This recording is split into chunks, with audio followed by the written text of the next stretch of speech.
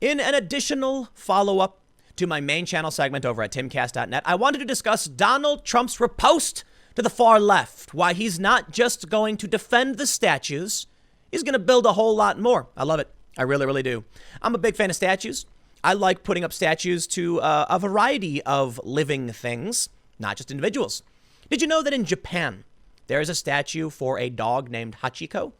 You see, Hachiko waited for nearly a decade for his friend who had died. A professor at university had a stroke and never came back, and Hachiko waited for nearly a decade for that train to come back with his best friend.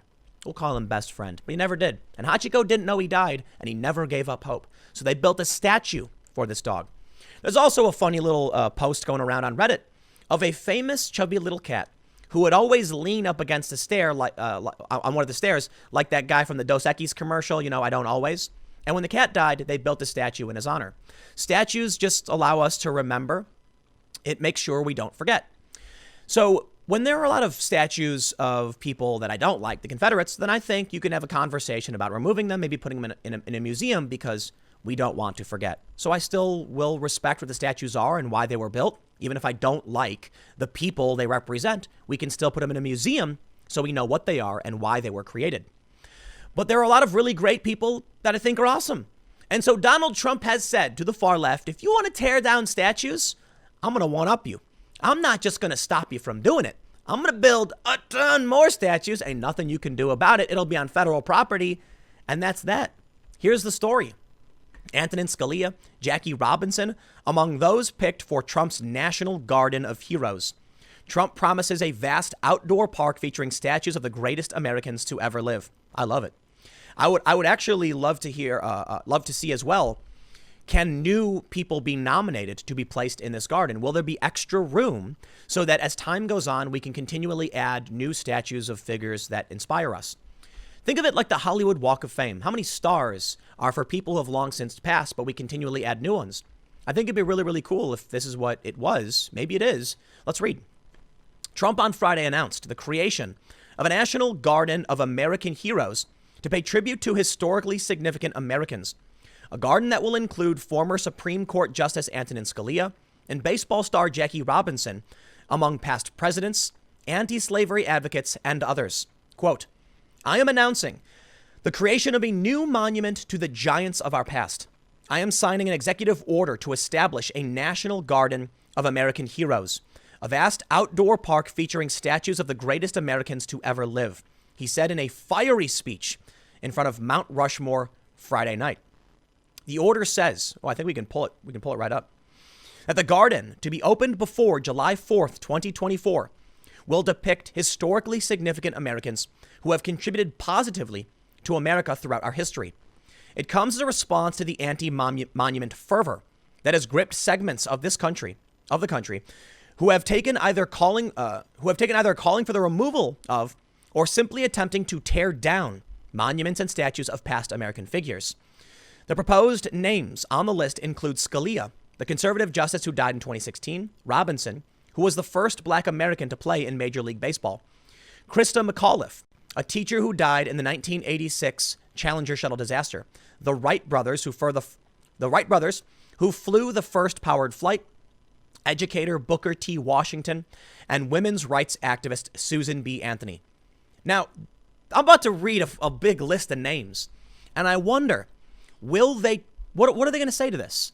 I mean, you got Jackie Robinson, you got Booker T. Washington, you got Susan B. Anthony. These are American heroes, man. These are people of myth and legend. These are the giants for whose shoulders we are currently standing on.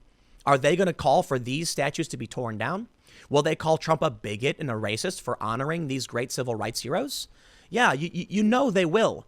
They everything he does, they oppose. So they're going to claim this is a monument to white supremacy to reinforce what this country was founded upon, blah, blah, blah.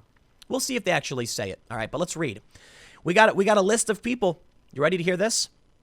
The full list of proposed heroes is John Adams, Susan B. Anthony, Clara Barton, Daniel Boone, Joshua Lawrence Chamberlain, Henry Clay, Davy Crockett, Frederick Douglass, Amelia Earhart, Benjamin Franklin, Billy Graham, Alexander Hamilton, Thomas Jefferson, Martin Luther King Jr., Abraham Lincoln, Douglas MacArthur, Dolly Madison, James Madison, Krista McAuliffe, Audie Murphy, George S. Patton Jr., Ronald Reagan, Jackie Robinson, Betsy Ross, Antonin Scalia, Harriet Beecher Stowe, Harriet Tubman, Booker T. Washington, George Washington, and Orville and Wilbur Wright. I believe that's the short list, though. So I wonder if they're going to be adding more.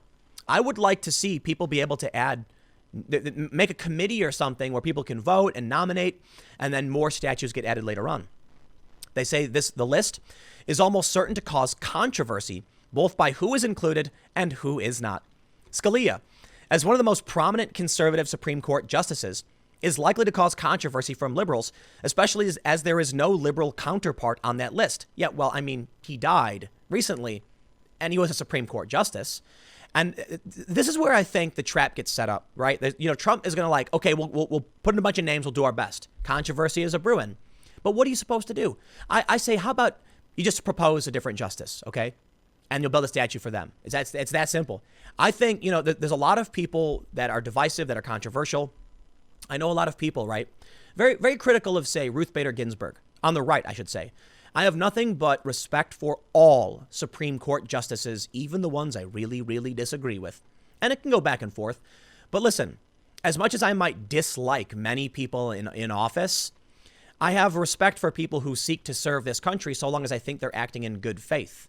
And the Supreme Court justices, I do. Now, I can say otherwise for most of the elected officials in Congress, but I think that when it comes to the courts and the judicial branch, for the most part, I respect them for their service. Even if I disagree with them, I think they're working in service of this country in a much different way than elected officials tend to. You know what I mean? They lie, they cheat, they steal.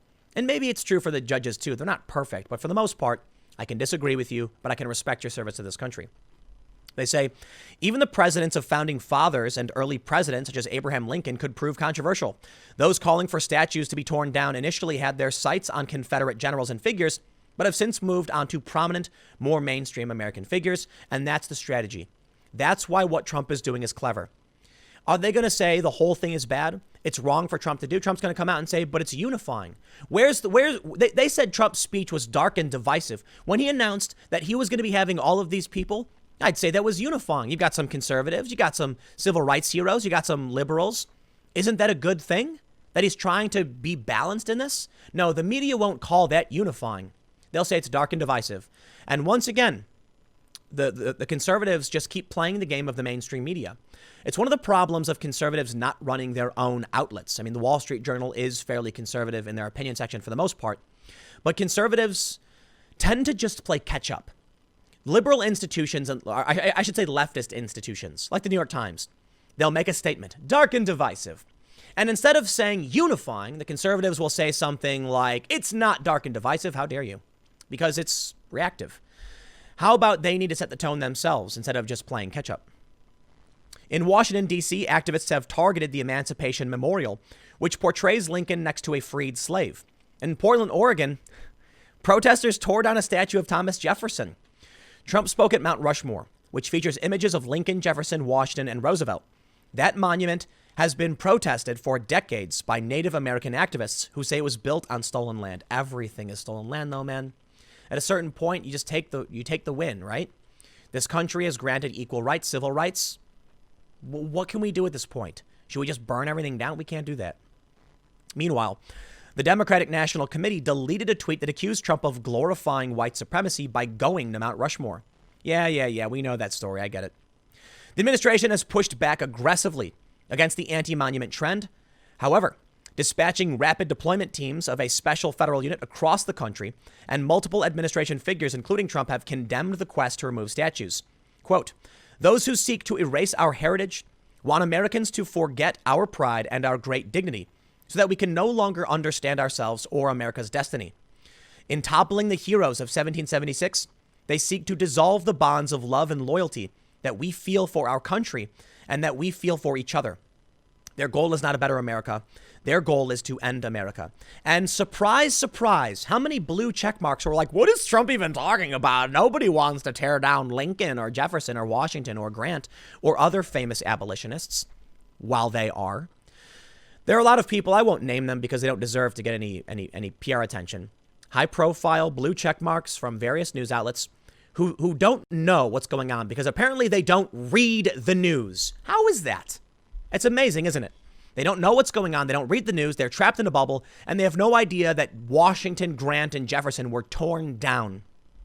So Trump takes the unifying approach. I respect it. I love it. I like the statues. Make more. These people are American heroes. Notice Trump didn't elect to put up any Confederates, but still he will be criticized for it. They will claim that he's just trying to rub it in their faces, that it's divisive, that he's attacking the protesters with a waste of funds. Oh, you know it. There's nothing he can do. Well, I just hope that we get through this because I think this is a great country.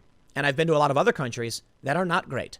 And I'm worried with the big push by the far left to dissolve civil rights legislation where we're going. These people want segregation. I don't. They want to rewind the clock back to 1940. They want to bring us back in time. They want to undo the Enlightenment.